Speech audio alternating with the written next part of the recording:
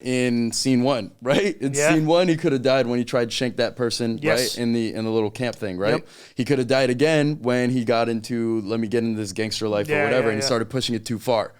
He kept pushing. He was willing to die at any given moment. He accepted, like, this is going to be my truth. And it took him to the height and the pinnacle. And some people might argue, yo, that's too far because look at what happened. He died. He died at the end.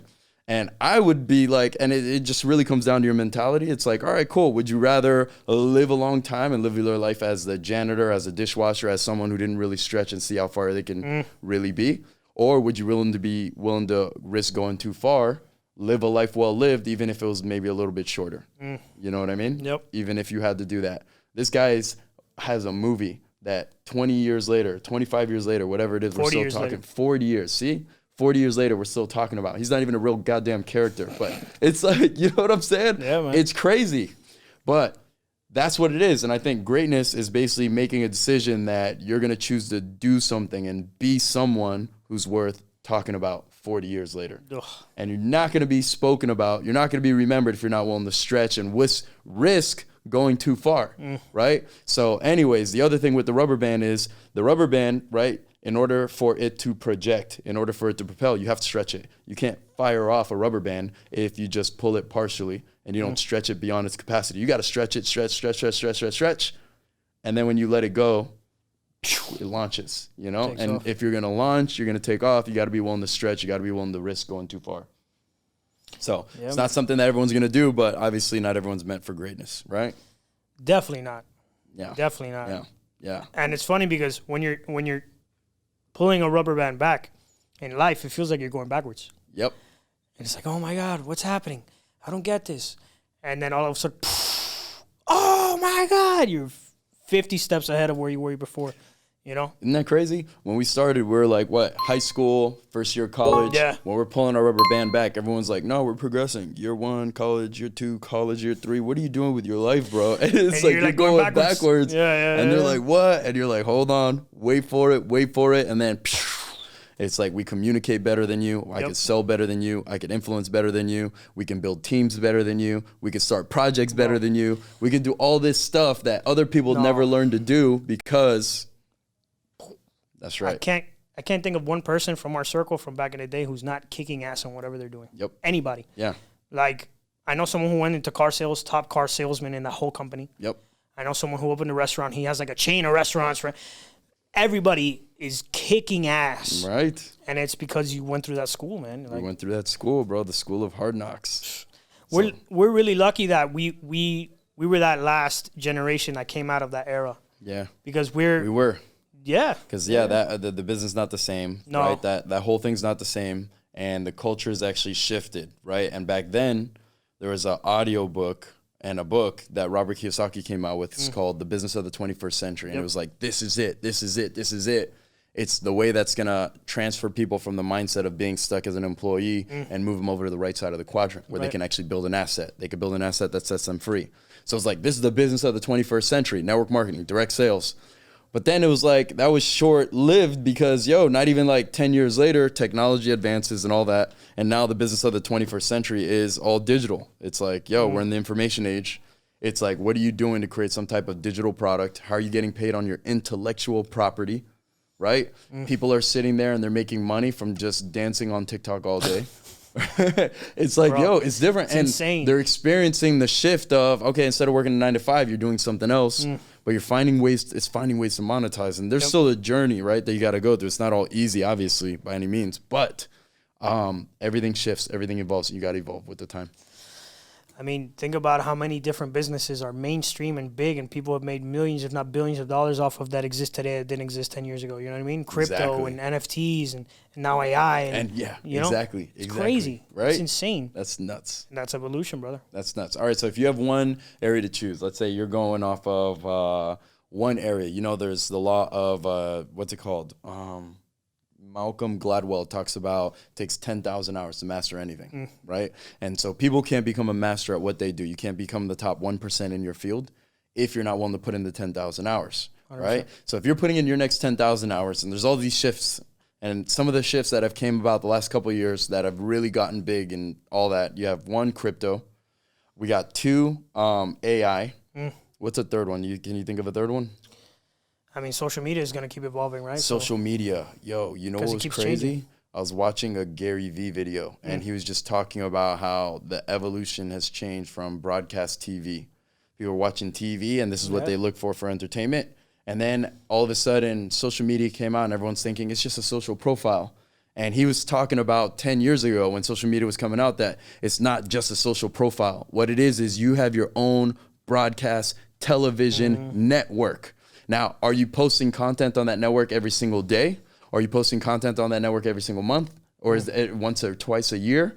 And he's like, you remember when we were kids and you're basically going through channels and you had like WB39 and I think it was like UPN. And you'd go through one channel and like the channel would work and then you'd have like 5 channels that, exactly. It's like staticky. So there's a whole channel, but there's no network. There's no broadcasts on that channel. And then you have to skip like 10 channels just to get to the next one. And then there's one channel, we'll watch that. And then you got to skip 10 channels just to get to the next one. So he's like, that's what happens when people have their own broadcast, television network, social media, and you're not posting up 5 reels a day. You're not posting content every day. People might be inspired by something you posted today. And then they're like, oh, you know what? Let me go back and see if there's anything on this channel. And when they go to your channel, you haven't posted in 2 weeks, so it's just static. Yo, that's a great analogy. Right? That's really good. Deep. And now with new media, with podcasting, think about it. I read this statistic the other day. Now my mind was 80% of advertising dollars are being spent in podcasts now. Yeah, it's all shifted. It doesn't make sense. You put it on the television network, you can't measure or monitor anything, right? And then you go and you invest it into influencers, social media. You could track numbers. How many impressions, how many exposures, how many views, how many clicks, how many likes, how many engagements, how many conversions, what's the conversion rate, everything. So they just go on, and the social media people that actually took their television network seriously and posted content seriously, and you don't do it seriously for a day or a month or even a year. Takes years. It takes time. It does. You build your credibility, and now people invest their advertising dollars with you. Boom. Right? So let's say those 3 niches. You got 10,000 hours you're going to dedicate to being the top 1% in the world.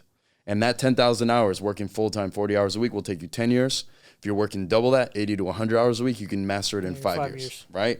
So are you doing it in crypto? Are you doing it in AI? Or are you doing it as a social media influencer? I know we're going to try to do it all 3, but I'm dead because we're crazy. But that's a good if you're choosing one, which one is it? I would say that's good. The thing is, so here's my answer. I'm going to say social media. Why? Why? Because it's only people think it's reached its peak, and every time we think it reaches its peak, it gets bigger. Yeah. And there's a new vehicle that makes it even easier for you to get your brand or your business or whatever out there. And like we said, it happened with Facebook, then Instagram, then WhatsApp, then TikTok, then boom, boom. It's going to keep happening. Yeah. Now Threads, Oh, the 4th one. My bad to cut you off. 4th one's e-commerce. That's huge too. I know people crazy, bro, that are doing some wild stuff in e-commerce. And then you got trading, 5. Okay, so you got those 5, right? Trading's gotten real popular. Right, so we got learn to master the AI space, make millions doing that. Learn to master e-commerce, make millions doing that. Learn to master trading, make millions doing that. Learn to master social media. And then I forgot the 5th one I mentioned. So I'm still going to say social media. Why? All right. Because all the other things run off of your social media. E-commerce, you push. Where do you push the e-commerce product? Yeah, social media. Social media. You use the AI to be efficient in what? In your social media. Crypto, you accept money through your on social media. Everything points back to the social media. Nice. You master social media. You master how this works. You master attention. Getting attention. Attention is the commodity nowadays. The attention economy. That's right. Bro, if you have people's attention, you have everything. Yep. Yeah, Grant Cardone proved that one, right? Omnipresent. Why do you think I post 5 reels a day? Yeah. I'm following him. Guys like him, guys like Bradley. Yeah. And they only do 3. Bradley does 3 a day? Yeah, he does 3 a day. Yeah, so I heard him on a podcast. Gary Vee does like 5. That guy's monster, 5 to 8. Beast. Yeah. Beast. And if you want to be up there, you got to do what they do, right? That's right. Yeah. That's what it takes. Gary Vee, he was on platforms for years before anybody was listening to him, so that's what it takes. And the thing is, back then, you didn't have Instagram Reels and YouTube Shorts and all the technology you have nowadays. You didn't have TikTok. So we're at an advantage. You remember that old question we used to get asked? Imagine you had to start over with all the knowledge you have now, how fast would you get things done, or how fast would you succeed? I'd succeed twice as fast because now I know everything. And then they tell you, well, now you know everything, so do it. Mm-hmm. That's where we're at right now. You have all these things. Yeah, you're not Gary Vee, but guess what? You have an advantage over him because now you have all these tools that he didn't have when he started. Yep. So there's no excuse. Exactly. You know? I think too many people use the Gary Vee example in comparison that talk themselves out of starting. Yeah. For sure. In that process. You know what I mean? Yeah, but they don't talk about, Dan Bilzerian. He posts like one thing a month, and he was the king of Instagram, quote unquote, for I don't know how long, Mm-hmm. They don't talk about all these other examples where it's these guys that come out of nowhere and, they're on the map. And why does that happen? No one really knows. But if you're taking the at-bats, it has to happen eventually. Yeah, it happens eventually. And you got to be top in what it is that you do. And so Dan Bilzerian, great poker player, but what he was really good at was demonstrating lifestyle.